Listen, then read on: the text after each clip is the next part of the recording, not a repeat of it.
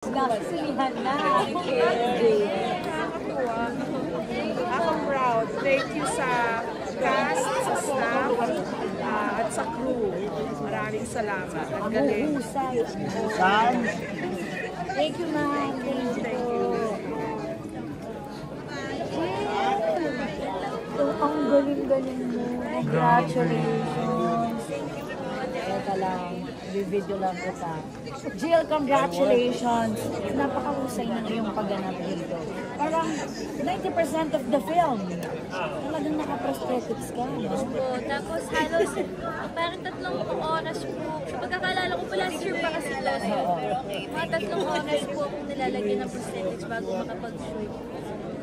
So, ayun, yung habang nagtitake po, nararamdaman ko yung pawis sa loob. Gano'n ang ganda ng mukha ko, wala akong magawa. Pero worth it naman po. Ayan, and I'm so happy kasi first movie ko po to bilang isang dalaga na. Last movie ko po kasi baby pa ako. At grabe, iba yung klase, ibang klase yung pinakita. Jill, yan. Bakit kailangan panoorin? More than po kasi nakakatakot po siya. Kung mapapansin niyo po, meron po siyang mga underlying messages. Like dun po sa Pochong, it talks about the lives of yung mga seaman.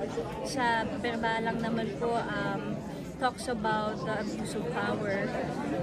Kita po dun sa ilang mga eksena. At sa Sanib naman po, it talks about how important taking care of your mental health is. Kasi parang si Angel po at saka si Father na tumulong sa kanya, di ba?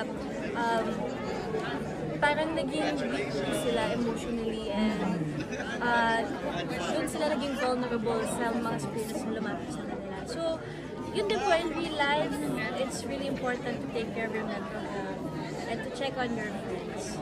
Yun din po yung masasabi ko. So, and syempre, yun, nakakatakot din siya. And of course, AMGS po ito, very well researched po yung mga kwentong nila ng mas.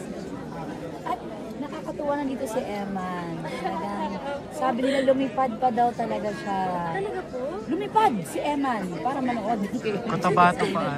Oo. Seryoso po? I mean, Yes. Galing siya sa kanilang hometown. Sobrang na-surprise mo kasi wala akong idea at all. So, nagulat pa talaga ako. And, ayun, syempre I'm very happy, very happy. And, kasi po, pag yung nakikita ko lang siya, either nagle-like siya or yung pag nagme-message po siya. Actually, sobrang sweet po ni Emma, nagme-message siya minsan na, God bless, mga reminders to, have a great day. Finally, sabi nito ang tuwa nga siya, kita na kayo. So, ayun. May pa-flowers, ha? Thank you, Jill. Thank you po. Thank you, Jill. Yeah, Ganda. Thank you. Galing. Thank you. Thank you, Jill. Wala pa siya totoo ng bagong business namin sa Intranews. Ito pala po si Angel. Ayun si Nandito siya.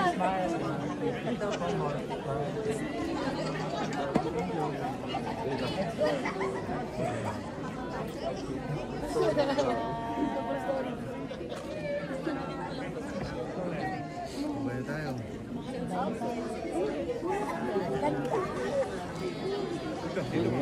Paano ko nakalaman na? Pochaw yan. Pochaw yan. Pocho, yeah. Intranews na business namin.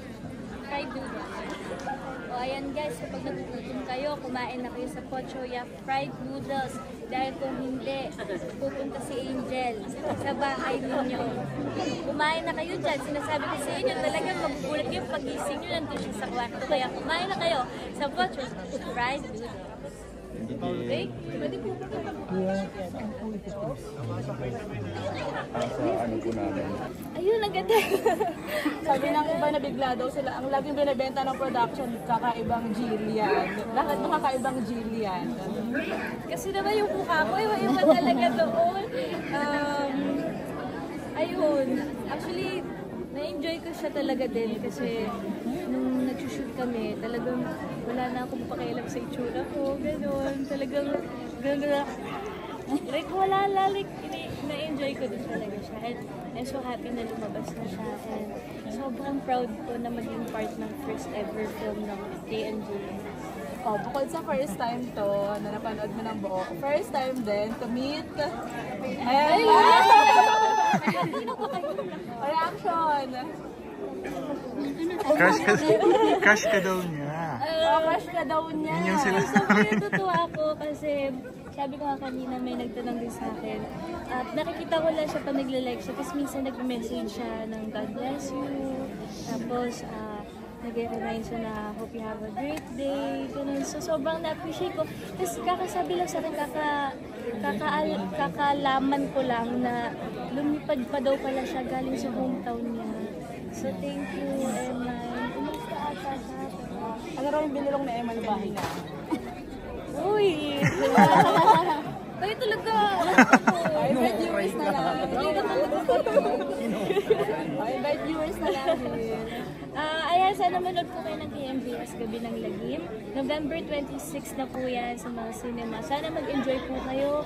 Dalhin niyo po yung mga kaibigan ninyo. At kailangan magdala kayo ng mga kaibigan niyo kasi nakakatakot. Siyempre pag uwi niyo, baka mamaya makita niyo si Pocho. O si Bala. O si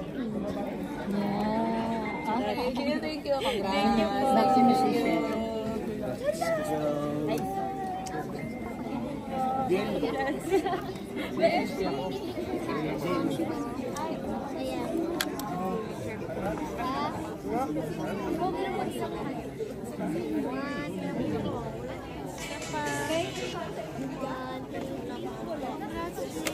Jill, pa-selfie ako. Bed ka rin.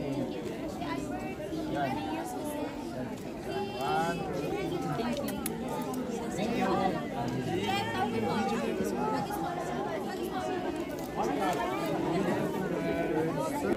Oh, bukod sa first time to, na napanood mo ng buo, first time din to meet Emma. Reaction. Crush ka daw niya. Crush ka daw niya. Sobrang natutuwa ako kasi sabi ko nga kanina may nagtanong din sa akin. Nakikita ko lang siya pa nagla-like siya. Tapos minsan nag-message siya ng God bless you. Tapos nag-remind siya na hope you have a great day. Ganun. So sobrang na-appreciate ko. Tapos kakasabi lang sa akin, kakalaman ko lang na lumipad pa daw pala siya galing sa hometown niya. So thank you, Emma. Kumusta ata siya? Ano raw yung binilong na Emma na bahay niya? Uy! Kayo talaga! Invite viewers na lang. Invite viewers na lang.